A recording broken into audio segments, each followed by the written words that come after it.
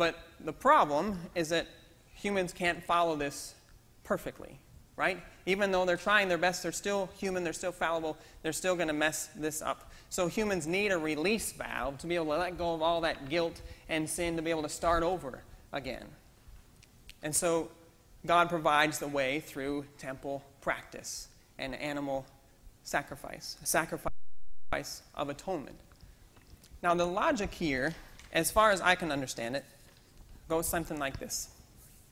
You have God and humanity. This is a relationship in harmony. When humans sin, life with God is diminished. Okay?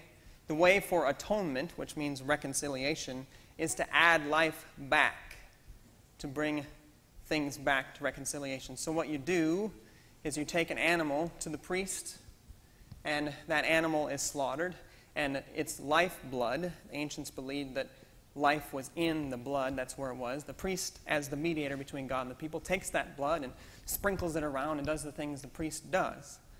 The effect of that is to add life back to your relationship. Okay? And now there's atonement. There's things are made. Your life with God is one again. It's back in proper relationship. So that's the logic that's going on there. We may say, what in the heck is going on with that? But to someone in 700, 500 BCE, that would have made sense. Okay? What the writer of Hebrews says is, okay, Jesus is like that animal who's being sacrificed, except like so much better and bigger. Okay, we have our life with God that's out of balance.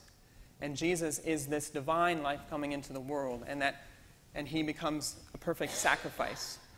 And so much life is added to our relationship that's out of whack, that it's not just brought into balance for one person, but for everyone. And there's so much life. It's like this turbocharged life that's added to this. It starts doing other things too, like it breaks the bonds of the powers that evil holds over us. It breaks the bonds of fear, of the fear of death. It breaks the bonds of sin. So now, congregation, do you see why Jesus had to die? Why this makes sense to proclaim Christ as a Messiah who's been crucified? So that's part of what this writer is saying. And can you see why, how this would be a response to this particular situation of this congregation? Can you see how those fit together? I'm not getting much feedback here. Yes, so okay, I'm getting some nods. Okay. So that's what's going on. It's the logic that is underlying that. If we can understand that there are reasons, and that this would have, there are reasons that the writer's responding this way, and there would have been connections made to the concrete circumstances of this congregation, I think that can help us then understand some of the meanings that this writer is sharing with the congregation, and meanings that are important for us to hear too. And those meanings are, one, you don't need to be afraid of death. Okay? That would have been huge for this congregation that's afraid. Nobody has died yet, as far as we can tell in this letter, but they're worried that that's going to be the next thing that happens. And now they're being told they don't need to be afraid of death, which means you're free to follow your convictions. You're free to live with courage and follow Jesus Christ. Don't worry about what's going on out there.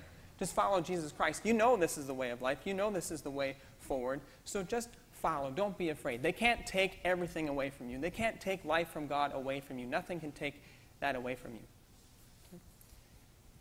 One of my most profound experiences in pastoral ministry was visiting Betty Hughes in the hospital. And many of you know Betty Hughes.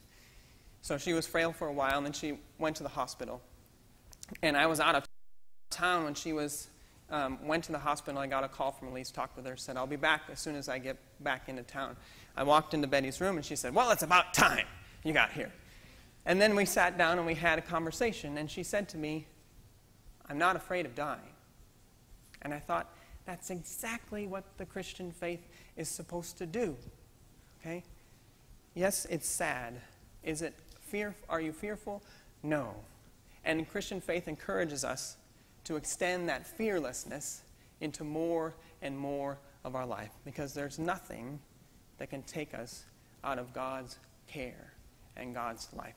So this is a message that this writer is trying to send to that community and to us as well. Another message is that God is doing this work of atonement and reconciliation all the time. This is God's work.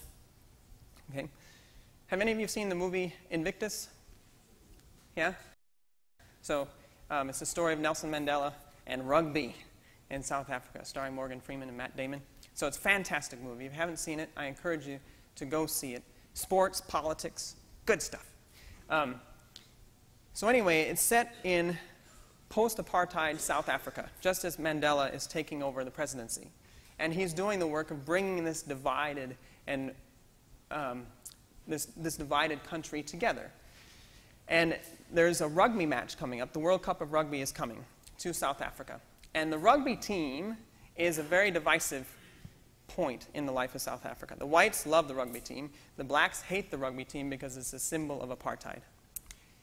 There's a scene in the movie where the captain of the rugby team, who is Matt Damon, is looking out into the stadium, and the big match is the next day.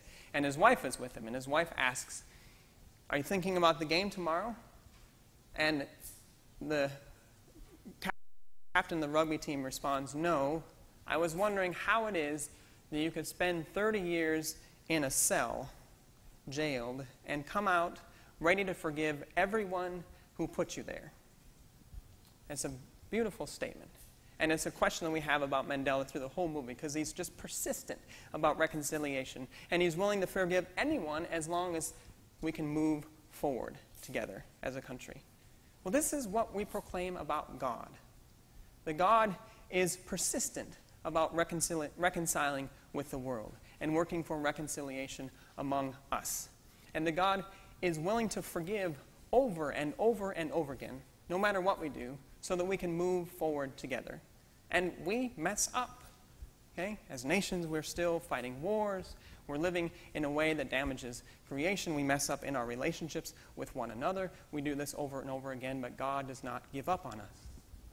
God is always working for reconciliation to be present in our midst. God is working to give us a release valve so that we can let go of our guilt and our sin and start over again and live with joy again.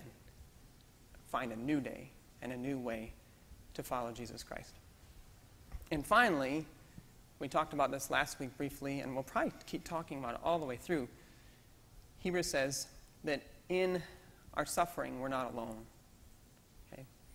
In our suffering, we're not alone. We will experience suffering as we live the Christian life. It won't be a smooth and easy road as we're walking the Christian way.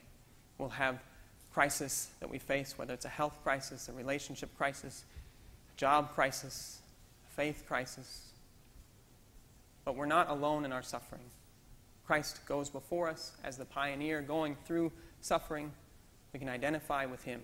God is connected to us in our suffering. We're not alone in it. And we go in the midst of a community as well, through whom we know Christ. And that community surrounds us always. So take heart and trust that God is with you in that suffering and seeking to be with you until resurrection breaks through. So hopefully we can hear these messages, even if we don't know exactly what we think about everything that this writer is saying, because these messages are what's important, and we'll be building on them as we go through these next few weeks with Hebrews. So trust that we don't need to fear.